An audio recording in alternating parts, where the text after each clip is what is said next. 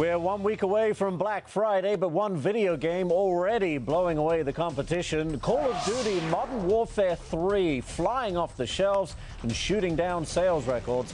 In just 5 days, it has raked in more than $750 million.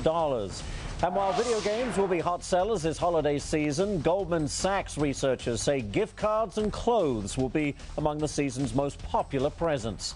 Meantime, Amazon's reportedly selling its most popular item for a loss. A research firm says the online retailer loses nearly $3 on every Kindle Fire that it sells. And McDonald's says it will no longer deal with one of the nation's biggest egg suppliers. The move coming after an animal rights group released an undercover video showing a worker reportedly swinging a bird around by its feet. The Food and Drug Administration flagging the company for food safety violations. That's a look at business. I'm Ashley Webster. Thanks, Ashley. The co-owners of Grandma's Restaurant Company getting a major statewide honor. The Duluth-based company employing more than 500 people, getting the Restaurateur of the Year award from the Minnesota Restaurant Association, beating out every single restaurant company in the state. A great way to celebrate the company's 35th birthday. It's a huge deal. It's all the restaurant operators in the state. And right up here in Duluth, you know, you have the best operators in the state of Minnesota. Pretty cool stuff. Grandma's Restaurant Company, including the Sports Garden, Bellicio's, Adventure Zone, Little Angie's, among others. Always good food. I was there. I had to order. I smelled all the food earlier when I was there. Oh, yeah, nice. Tony. Good stuff. I could smell food when I was downtown at the parade. Love that. Yeah. Looked pretty snowy down there, though, at 6 o'clock. Sure did. Yeah, I mean, Love it wasn't that. too bad. It was just everything was wet, you know. It's kind of how it goes. Yeah. Melting a little bit. Yeah. Sure does. Yeah, that's the way we're looking right now. Those clouds and that snow making its way off to the east, though. Still seeing some of that into Douglas and Bayfield counties. But we'll see this continue to make its way off to the east. And we're starting to see hints of maybe that system making its way into our area. Temperatures, though, not too bad. Still sitting in the upper 20s to low 30s for us. But as this system leaves, we will get a brief cool down, and this next system making its way in. And that snow is coming whether you like it or not. That low tracking all the way across South Dakota, heading again into the Northland. Some areas seeing as much as 6 inches and even more when you include lake effect snow. So we have got a winter wonderland coming your way. I just hope you'll enjoy it. So I asked you guys a question. What is the most snow to ever fall in a 24-hour period anywhere? And you guys, not overwhelmingly, but D, 75.8 inches in 24 hours. That's crazy, but crazy enough to be right. That's correct. 75, nearly 76 inches in a 24-hour period, April 14th through the 15th. In Silver Lake, Colorado back in 1921. Thank you guys for weighing in on our Facebook wall. We'll have more questions for you this weekend. So, snowy tomorrow. Plan on shoveling and digging out cars. 26 in Duluth, 29 in Moose Lake. Again, the majority of this coming in the afternoon hours for us. And then after that, we've got a warm-up. Not to skip past the snowstorm here, but I'm seeing sunnier skies, and I'm liking it. Especially for Thanksgiving. We'll be back up low to mid-40s. I mean, it's like we just left winter. Your turkey looks like he's losing control. He looks happy because it's 44. I think he's hungry, too, and he's just kind of going wild. Yeah. Wild turkey, I guess. I don't know. On my table. Thank you so much. All right. Well, now to say hi to our Facebook friend of the day, Emily West. Thanks so much for being our friend, Emily. And if you'd like to be featured in this segment, you can head to our Facebook page and like us. Still to come on tonight's Spotlight segment. Hot the toys. Yes. Sure. Your kids will want this holiday season. Target gearing up for the holiday season. The store's senior vice president of merchandising giving a sample of some of this year's hottest toys and gadgets. Take a look. All right, this one, tell me.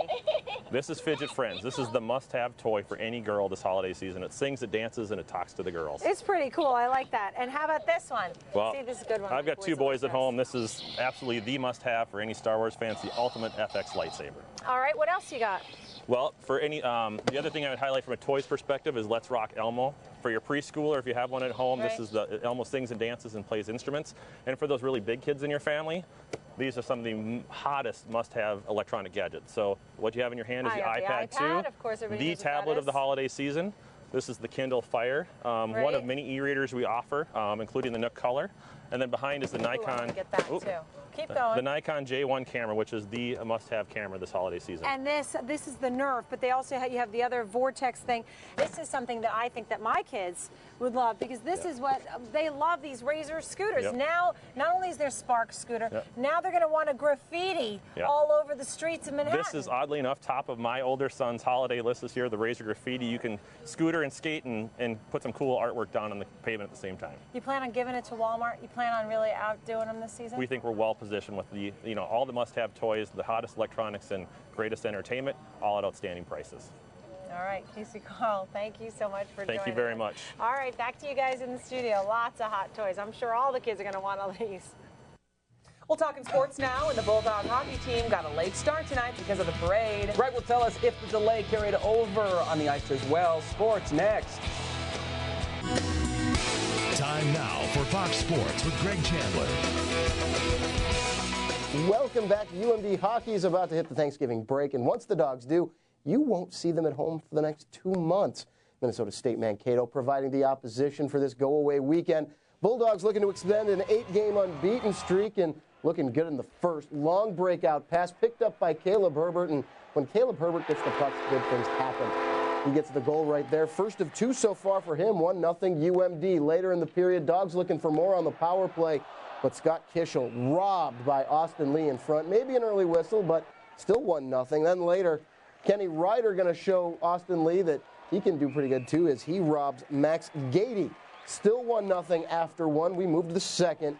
JT Brown fakes the pass to Herbert and puts it into the net. 2-0 Bulldogs at that point. They'd add another to lead 3-0 after 2. Right now this one's in the third. Dogs up 5-1. Let's check out some D3 hockey. UWS, that's Wisconsin Superior for those of you who don't know, hosting Stout this weekend. Late first, former Denfeld Hunter Cody Hotchkin. His long shot off the goalie and in, and the Jackets take a 1-0 lead into the intermission. Same score late in the second. Hometown hero Pat Dahlbeck on the backhand. That made it 2-0 Jackets. Same 2 teams will go at it tomorrow.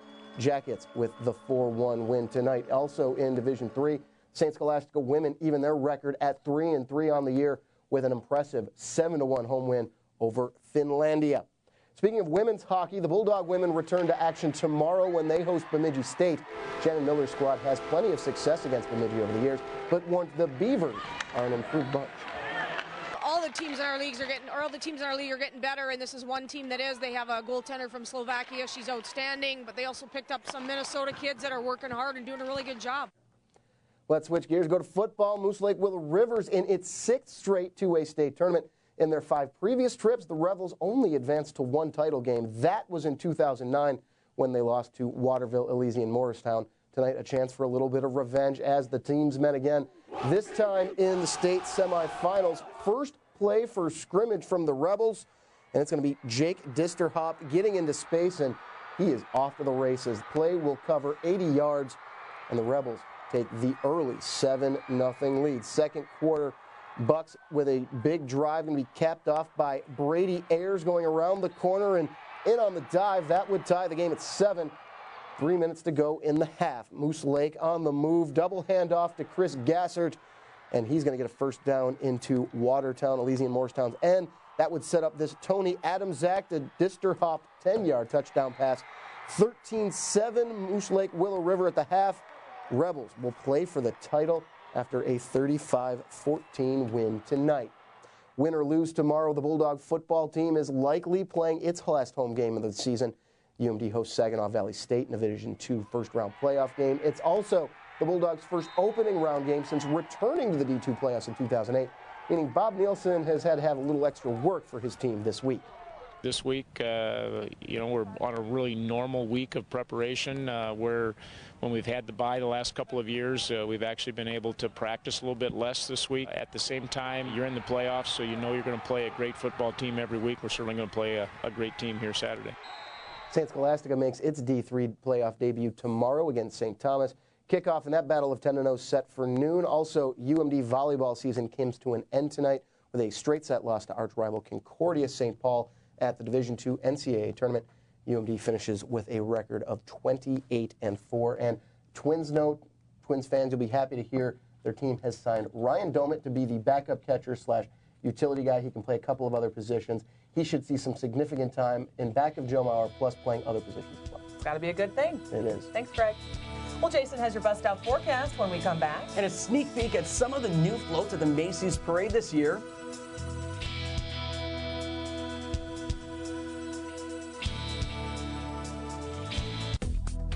In the recap tonight, the defense asking for a mistrial today in the case against Jimmy James. It's all because of a witness that was in the courtroom when she wasn't supposed to be. That request thrown out by the judge. The 63-year-old Two Harbors man accused of inappropriately touching children on the school bus he drove. Veterans and family members hanging a plaque on a tree planted 4 years ago in honor of a fallen veteran. The group paying tribute to Marine Lance Corporal Adam Van Alstine. He was killed in Iraq by a roadside bomb in 2006. He was just 21 years old. Occupy Duluth protesters saying they're going to figure out a way to remain on the lawn of City Hall by reorganizing their efforts, complying with the eviction notice from Duluth police, but not leaving the lawn of City Hall. Jason. And again, your snow totals for tomorrow. Just be careful as you're heading out. There's sure to be plenty of snow on the road, slick conditions. Already heard of a few people going into the ditch today, so adding more snow on top of that, not exactly going to be a good thing for driving out there. Temperatures only topping out in the mid-20s for most of us, mid-30s for some of us, and then cooling off down into the single digits to mid-teens. That's around when the snow will be ending, too, into the early to late evening time. After that, though, we have sunshine on Sunday, another little system making its way through on Monday, and then a warm-up with sunny skies to round out the week. Perfect. Finally on Fox tonight, we're getting a sneak peek at some of the floats that will be gracing the streets of New York next week. Take a look at some of the newest additions to the Macy's Thanksgiving Day Parade. Here you can see a 35-foot elf hanging out in the Macy's Parade Studio in New Jersey. His name is Gazer. You may recognize him as one of Santa's elves. Macy's unveiled a total of 5 new floats for its 85th annual parade. But the work isn't over for parade officials. All of the floats will have to be taken apart so they can fit through the Lincoln Tunnel next week when they are taken to the parade route in New York. You know, and I've actually been to that parade a couple of times. It's really cool. Have you ever been? No, The never. Floats, they're huge. They're What would you massive in compare person. them to? Because, you know, you see it on TV, you don't really know what's going on. I mean, I have to say that they could be as big as a building. Not as tall as, but, you know, some lower buildings, they're huge. They're very big. And that takes like 30 people with ropes to carry them along the parade route. Well, clearly you had an enjoyable experience I loved it. I went with my dad. It was a great time. Clearly. Well, they've taken down light poles and everything. Yep. I hope nobody's floated away on any of them. They're fierce beasts. Oh, Jason. No. Hey, thank you for making us your choice for news all week long. Join Jake tomorrow, 9 o'clock. We'll see you later. Take care.